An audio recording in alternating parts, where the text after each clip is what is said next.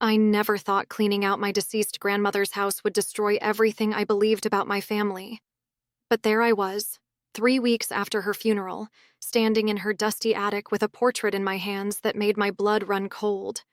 The woman in the painting looked exactly like me. Same auburn hair, same green eyes, same small scar above the left eyebrow that I'd gotten from falling off my bike when I was 7. But the dress she wore was from the 1940s, and the signature in the corner read Eleanor Hartford, 1947. My grandmother's name was Margaret. She'd never mentioned anyone named Eleanor. "Mom," I called down through the attic opening, my voice shaking. "You need to see this." My mother climbed up slowly, her arthritis making the ladder difficult. At 62, she moved like someone much older, worn down by years of caring for her demanding mother. "What is it, Sarah?" she asked, brushing dust from her black funeral dress. Then she saw the portrait, and her face went white as bone. "Who is this woman, Mom? She looks exactly like me, but this painting is from 1947. Grandma would have been barely 20 then." My mother's hands trembled as she reached for the portrait. For a long moment, she just stared at it, her lips moving silently as if she were having a conversation with herself. "We need to go downstairs," she finally whispered. "There are things I never thought you'd need to know." The kitchen felt different when we sat down at my grandmother's old wooden table. The same table where I'd eaten countless cookies as a child, where Grandma had taught me to play cards, where she'd told me stories about her youth. Now it felt like a stage for revelations I wasn't sure I wanted to hear. "Your grandmother wasn't your grandmother," my mother said, the words hitting me like a physical blow. "What do you mean? Of course she was. She raised you. She was always—" "Sarah, listen to me." My mother's voice was sharp, cutting through my confusion. "Margaret Hartford wasn't my mother. She was my aunt. My real mother was Eleanor Hartford, the woman in that portrait." The room started spinning. I gripped the edge of the table, trying to process what she was saying. "That's impossible. Grandma never mentioned having a sister. She always said she was an only child." "Because Eleanor disappeared in 1947, 3 months after that portrait was painted. She was my mother, and she vanished without a trace when I was just 6 months old." I stared at my mother's face, looking for signs that this was some kind of cruel joke, but her eyes held a pain I'd never seen before, a wound that had clearly been festering for decades. "Margaret raised you as her own daughter?" "Margaret told everyone that Eleanor had died in a car accident. She burned all of Eleanor's belongings, destroyed every photograph, erased every trace of her existence, except for that portrait, apparently." My mother's voice was bitter now. "I grew up believing my mother was dead. It wasn't until I was 18 that I found Eleanor's diary hidden behind a loose board in the basement." "What did the diary say?" My mother was quiet for so long I thought she wouldn't answer. When she finally spoke, her voice was barely above a whisper. "Eleanor was planning to leave. She'd fallen in love with a married man, and she was going to run away with him. The diary entries talked about how she couldn't take me with her, how it would be better if Margaret raised me. She thought she'd come back for me when things settled down. But she never did." "No, she never did." My mother wiped her eyes with the back of her hand. "Margaret spent the rest of her life making sure I never knew the truth. She told me Eleanor was weak, selfish, that she'd died because she was reckless. I lived with that shame my entire childhood, thinking my mother was this terrible person who'd gotten herself killed through her own stupidity. I felt sick. The woman I'd loved and respected my entire life had built our family on a foundation of lies. Why didn't you ever tell me?" "Because I wanted to protect you from the same pain I'd carried. And because—" She hesitated, looking down at her hands. "Because I wasn't sure Eleanor was really dead." "What do you mean?" "Over the years, I started receiving strange things in the mail. Photographs of me at your school events, copies of your report cards, birthday cards with no return address. They always arrived right after important moments in our lives. Someone was watching us, Sarah. Someone who knew intimate details about our family. The kitchen suddenly felt freezing cold. You think it was Eleanor? You think she's been alive this whole time? I don't know. Margaret always insisted Eleanor was dead, but she could never explain how someone else knew so much about us. The photos were always taken from a distance, like someone was hiding, watching. I thought about all the times I'd felt like someone was watching me. Walking home from school, playing in the yard, even sitting in my own bedroom. I'd always dismissed it as paranoia, but now... Mom, when was the last time you got one of these mysterious packages? She looked uncomfortable. 2 weeks ago, right after we announced Grandma's funeral in the newspaper. It was a sympathy card with a single line written inside. She's finally gone. It's time to come home. My blood turned to ice. Do you still have it? She nodded and walked to her purse, pulling out a simple white envelope. The card inside was elegant, expensive looking.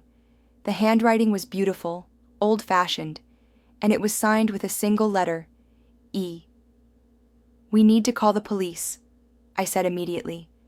And tell them what? That my possibly dead mother might be stalking us? They'll think we're crazy. This is serious, Mom.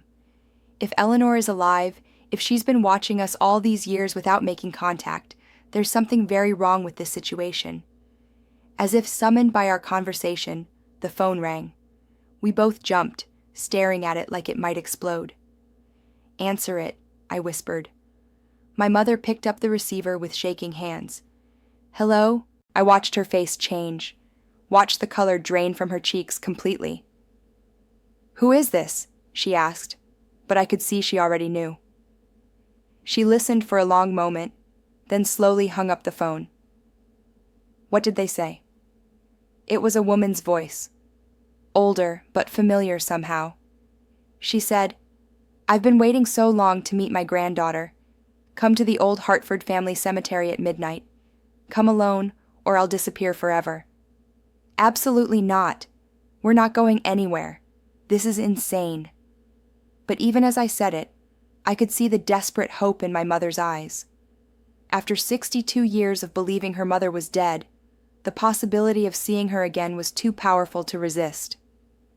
Sarah, this might be my only chance to get answers, to understand why she left, why she never came back for me. It might also be a trap.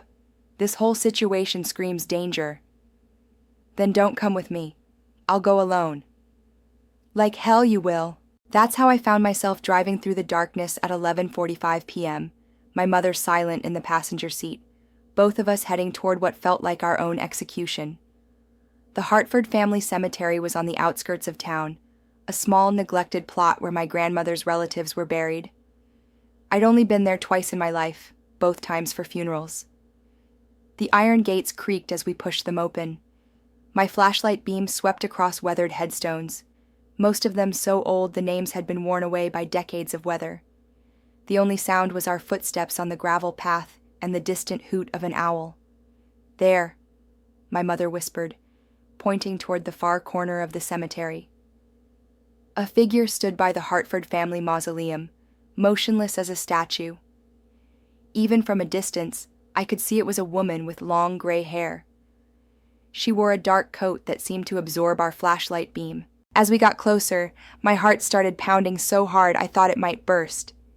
The woman's face emerged from the shadows, and it was like looking at an aged version of the portrait we'd found. The same bone structure, the same piercing green eyes. But there was something wrong with her expression, something that made every instinct I had scream for me to run. Eleanor, my mother called out, her voice breaking on the name. The woman smiled, and it was the most chilling thing I'd ever seen. Hello, Barbara. You've grown into such a beautiful woman, just like your daughter. Where have you been? My mother's question came out as a sob. Why did you leave me? Why did you let me think you were dead for 60 years? Eleanor Hartford stepped closer, and I could see her clearly now. She was tall and elegant, probably in her 80s, but moving with surprising grace. Her clothes were expensive, well-maintained. This wasn't a woman who'd been living on the streets or struggling to survive. "I've been watching," she said simply. "Always watching. Making sure you were safe. Making sure you grew up to be the kind of woman I could be proud of. But you never contacted me. I grieved for you. I spent my entire childhood wondering what I'd done wrong, why my mother didn't love me enough to stay alive." "Oh, darling." Eleanor's voice was honey-sweet, but something underneath it made my skin crawl. "I couldn't contact you. Margaret made sure of that." "What do you mean?" Eleanor's smile widened, and I noticed her teeth were perfect. Too perfect. Expensive dental work. "Your Aunt Margaret was very protective. She made it clear that if I ever tried to see you or contact you, there would be consequences." "What kind of consequences?" "The kind that would have endangered both of us.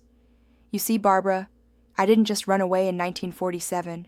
I ran away with evidence of something Margaret had done, something terrible." The cemetery felt like it was closing in around us. "What are you talking about?" "Margaret killed her husband, my brother-in-law, Robert Hartford. She poisoned him slowly over months, made it look like a wasting disease. I found the arsenic in her sewing box, along with detailed notes about dosages and symptoms." My mother staggered backward. "That's impossible. Uncle Robert died of cancer. Everyone knew that." Everyone knew what Margaret wanted them to know. She was always clever that way, always good at making people see exactly what she wanted them to see. I thought about my grandmother, the sweet old woman who'd baked cookies and read me bedtime stories. Could she really have been a murderer? "Even if that's true," I said, "why didn't you go to the police? Why run away?" Eleanor laughed, and the sound echoed off the mausoleum walls like something from a nightmare. "Because Margaret threatened to kill you if I ever told anyone what I knew. She said she'd make it look like an accident, just like Robert's death. She said no one would ever suspect the grieving sister who was so devoted to her poor motherless niece. So you just left? You let her raise me, knowing she was dangerous? I had no choice." Eleanor's composure cracked for the first time, showing the rage underneath. "Do you think it was easy? Do you think I wanted to spend 60 years hiding, watching my daughter grow up from a distance, never being able to hold her or comfort her or tell her I loved her? But you could have done something. You could have found another way.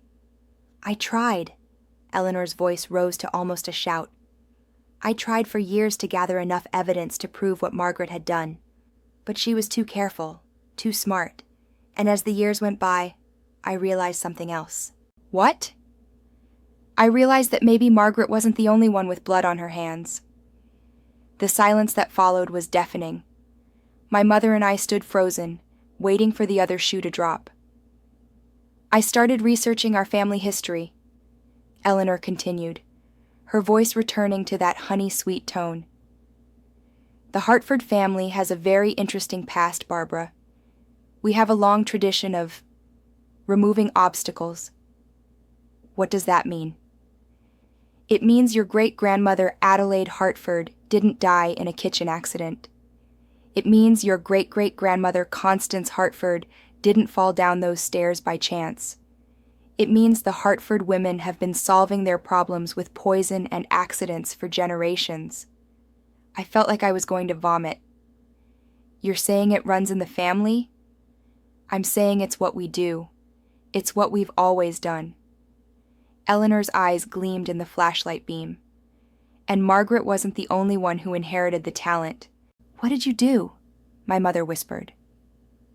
"Over the years, I've had to eliminate several people who got too close to the truth about our family. A private investigator who was asking too many questions.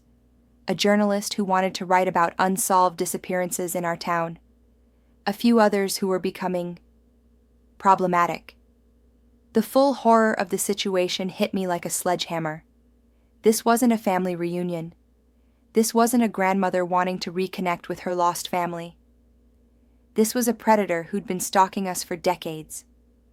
"You're insane," I said, backing away from her. "Am I? Or am I just practical?" Eleanor reached into her coat and pulled out a small pistol. "You see, girls, there's something you need to understand. Margaret is dead now, which means there's nothing stopping me from claiming my place in this family. Nothing stopping me from getting to know my granddaughter properly. We're leaving," I said firmly.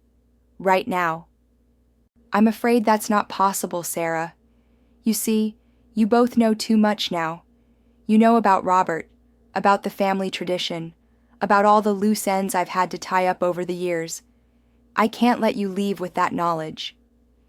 "You're going to kill us?" My mother's voice was hollow with shock.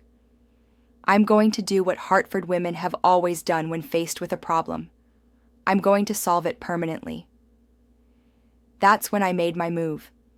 While Eleanor was focused on my mother, I lunged forward and grabbed the flashlight, swinging it as hard as I could at Eleanor's wrist.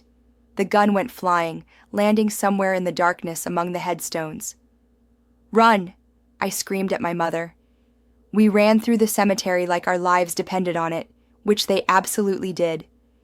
Behind us, I could hear Eleanor shouting, her voice no longer sweet, but filled with rage and something else. Something that sounded almost like excitement. We made it to the car, and I gunned the engine, tires squealing as we raced away from the cemetery. In my rearview mirror, I could see a figure standing at the gates, watching us go. "We have to call the police," my mother said, her voice shaking. "And tell them what? That your supposedly dead mother just tried to kill us after confessing to multiple murders? They'll think we're having some kind of shared psychotic break." "Then what do we do?" I thought about it as we drove through the empty streets. What do you do when you discover your family tree is full of murderers? When you realize you're being hunted by someone who's had decades to perfect the art of making people disappear? "We disappear first," I said finally. "We pack everything we can carry, empty our bank accounts, and we run. Tonight." "Sarah, we can't just abandon our entire lives. Our lives are forfeit if we stay." Did you see the look in her eyes? She's not going to give up. She's going to keep coming after us until she finishes what she started. By dawn, we were 300 miles away, driving through small towns whose names I didn't recognize. Everything we owned was packed into 2 suitcases and a duffel bag. We'd closed our bank accounts, canceled our credit cards, and left our phones behind, so Eleanor couldn't track us. That was 6 months ago. We've been living in a small apartment in a city where no one knows our names or our history. My mother works at a diner under an assumed name. I do freelance data entry online. We pay everything in cash and never stay in one place too long. But I know she's still out there. Eleanor Hartford, my grandmother who should be dead, who spent 60 years perfecting the family business of murder. Sometimes I catch glimpses of a woman with gray hair watching from across the street. Sometimes I find roses on our doorstep with no note attached. The Hartford family tradition is still alive, and I'm starting to understand something terrifying about myself. When I think about Eleanor hunting us, when I imagine her finding us and trying to finish what she started in that cemetery, I don't just feel fear, I feel rage. The kind of rage that makes me understand how easy it would be to solve problems permanently. The kind of rage that runs in families like a genetic inheritance. I'm fighting it every day, but I can feel it growing stronger. The Hartford blood in my veins, calling out for violence as the solution to our problems. Sometimes I wonder if running away was the right choice. Sometimes I think maybe I should have stayed and finished what started in that cemetery. After all, it's what Hartford women do. The truth about family legacies isn't always what we expect to find in dusty attics. Sometimes the most dangerous inheritance isn't money or property. It's the darkness that lives in our blood, waiting for the right moment to surface.